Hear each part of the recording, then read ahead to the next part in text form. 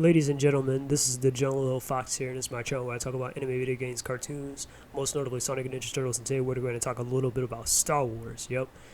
So, I kind of have a take, and I know this take is going to piss a lot of people off, but I honestly think that the Star Wars prequel movies are way better than the original Star Wars movies, okay? And I mean that from the bottom of my heart, right? And you're probably wondering, that's crazy talk. The prequels, they suck. They were trash. People only like it now because the sequel trilogy and no, the prequel movies was always better, and let me tell you why, than the original movies. Okay, and yes, the original movies were great. I know a lot of the old heads be all like, "Oh well, that was my childhood. That was my childhood," and stuff like that. That's great. That's good for you. Okay, nostalgia. I get it. There's no topping that. I get it. Okay, but the prequel movies, that was my generation. That was my jam. That's what got me into Star Wars and stuff. You know, I was a little bit of a fan for a time back when I was a kid, etc. But let me tell you why the prequels are just better than the original trilogy, okay?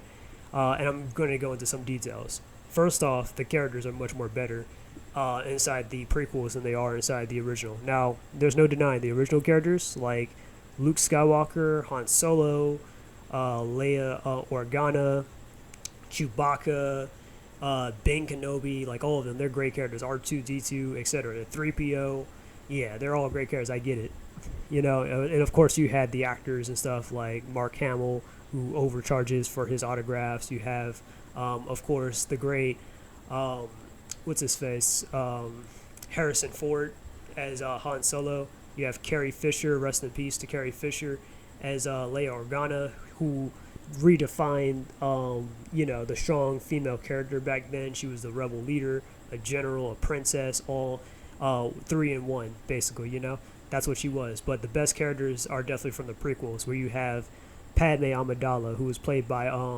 Natalie Portman. You had Christian Hayden as Anakin Skywalker. I know a lot of people showing his acting and stuff.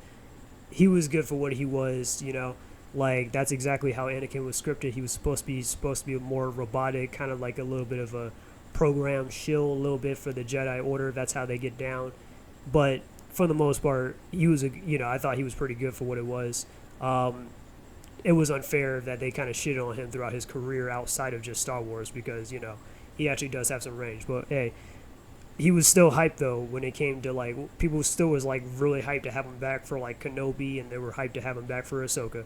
So I don't know about where all this like hate for this man comes from, but hey, it is what it is. You had Ewan McGregor and stuff as Obi-Wan Kenobi. He was really good ever since Phantom Menace all the way to Attack of the Clones, where I kind of missed that hairstyle he had in Attack of the Clones with the long hair and stuff. And then Revenge of the Sith, until they ruined him in his own show called Kenobi, so it's whatever with that. Then of course you had some other characters like Mace Windu, played by Samuel L. Jackson, the legend. You have Qui-Gon Jinn, who was played by Liam Neeson, another legend. You had like a lot of those characters and stuff reoccurring in a lot of these movies. So yes, I think the prequels definitely had the better characters than the original trilogy, and I mean that from the bottom of my heart. Okay, so yes, better characters, better casting, a better story and stuff. There was a lot of nuance, a lot of deep stuff. I know Phantom Menace was a little bit of a slog to get through and stuff like that, where they were being all political and stuff like that with their stuff, their in-universe politics. Attack of the Clones, I feel like that's a very underrated movie.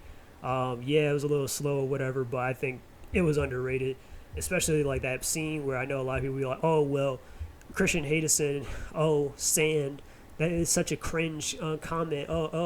The romance between him and Padme is a worse romance than Twilight. No, it's fine. It was fine for what it was. Yeah, it's weird, the age difference, but I mean, it's only about a 5-year age difference, and Anakin's like 19, and Padme is at least like, 24? I mean, yeah, and I understand because he was like 9 when they first met, and she was like 14. Regardless, they're grown now. They're still adults now, so it's like, all right, whatever. But anyways, but are we not going to talk about that scene where he just straight up just slaughtered those little sand people that like killed his mom and all that stuff, that killed Shibei Skywalker? We're not going to talk about that scene. That was a really savage scene. Even Qui-Gon Jinn in the afterlife was like, Anakin, no, and all that. And Master Yoda was like, I feel pain.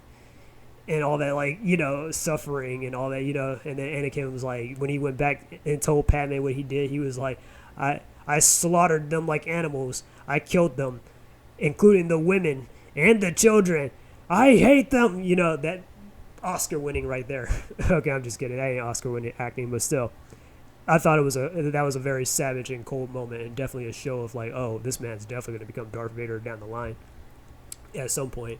But yeah, and then of course we get one of the all-time best Star Wars movies ever, Star Wars: Revenge of the Sith, which that's definitely like a big moment right there, because like, ever since like George Lucas, his idea or the concept of Star Wars stemmed from, um, it always stemmed from Anakin and Obi-Wan's like battle on Mustafar, them fighting on a lava planet and all that stuff, and that bled into like, what Star Wars had became into today. So yeah, so I'm just saying, like, yes, the prequels definitely went harder than the original.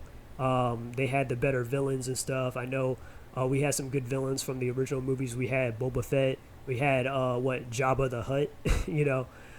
So every time you see a fat person and stuff, and they look like a hot mess, they look sloppy and stuff, we'd be like, hey, look, it's Jabba over there. Of course, we got the legend all time Darth Vader. And then, of course, we got Darth Sidious, who was revealed later in the prequels to be, what's his face, Sheev Palpatine. So, yeah, I get it. But we also had some other pretty cool villains as well in the prequels. We had General Grievous. We had Darth Maul. We had Count Dooku. And even outside of just the movies and stuff, we had Asajj Ventress. I thought she was like a cool-ass villainess, very creepy bald lady and stuff. Had a cool-ass fight with Anakin. We'll get to that in a second. And then, of course, we had, what was that Jedi's name? That was killing all the clone troopers and stuff, and like, Rex and Cody and all of them had to take them on. I think it was, what was his name? Master Paul Krieg or whatever. I'll probably put it up, but yeah, they had a lot of better villains, better written and cooler villains inside the prequels. So you can't deny that, okay? And yeah, I know you could probably be like, well, Count Dooku. Nah, Count Dooku was awesome. He had Force lightning. Which other person what other Sith Lord that has mastered lightning like that inside like both the prequels or the original? Because it sure wasn't Darth Vader, and it definitely wasn't Darth Maul. So I'm just saying, apart from, of course, Palpatine himself, So yeah, Darth Tyrannus, aka Count Dooku, was definitely moving places. He was definitely a cool character, and he was played by, again, another legend, Christopher Lee himself. So I'm just throwing that out there, of course. And then on top of that, the prequels, I'm pretty sure you can glaze the original trilogy all you want, but the prequels, you cannot deny that they had the better lightsaber duels, okay? You cannot deny it. They had the better lightsaber duels. The original trilogy with the first movie with, what was it, A New Hope? Of course, you had Obi-Wan and Darth Vader's lightsaber duel. A little underwhelming, but hey, I mean, it's for its time, though, so it is what it is. Ben is supposed to be an old guy, and Darth Vader's a dude in a robot suit that moves all clunky and uncomfortable and stuff and awkwardly, so it is what it is. And then you have, and then that wasn't even the final battle of that movie. That was like, But anyways, that's neither here nor there. And then, of course, you have Return of the Jedi. I mean, not Return of the Jedi, my bad. Empire Strikes Back, where, yeah, that was a much more better lightsaber duel. And then, of course, the duel between Luke and Darth Vader as well inside of Return of the Jedi was also pretty good too. But you cannot top when they got to Episode 1 of Phantom Menace, and like Qui-Gon and Obi-Wan had that like lightsaber duel between what's his face, between Darth Maul and all that, with the dual lightsaber thing. Bruh. I'm telling you right now, bruh. And then Episode 2, I know people crap on, again, that movie and stuff, but come on. Count Dooku was beating the crap out of both Anakin, Obi-Wan at the same time and stuff. He was like, Anakin, we got to do this together. And he zapped Anakin and cut off his forearm, too, when he was using two lightsabers. And what's his face, Count Dooku only had one. Come on, bro. Stay up. I mean, it was so bad. They were being so bad, Master Yoda had to step up and had to sun his student again, So that was crazy, and he was doing the force ball and all that stuff. He was moving around like crazy. Yeah, I understand CGI and all that stuff, but I mean, come on. When have you ever seen Master Yoda get down inside the original trilogies? Almost never, right? Never seen him ever pick up a green lightsaber in the original trilogies. None of that. No, that's all in the prequels. Okay, I'm just throwing that out there. But yeah, but it is what it is. But yeah, so yeah, definitely they had the better lightsaber battles. And do I even have to go into Revenge of the Sith and their lightsaber battles, like the fight between Yoda and Palpatine, where they were like going at it with the Force and everything, and the lightsabers, and of course, come on, Anakin versus Darth. Again, Darth Tyrannus, almost Insidious, but yeah, Darth Tyrannus, aka Count Dooku and stuff. He beheaded that man.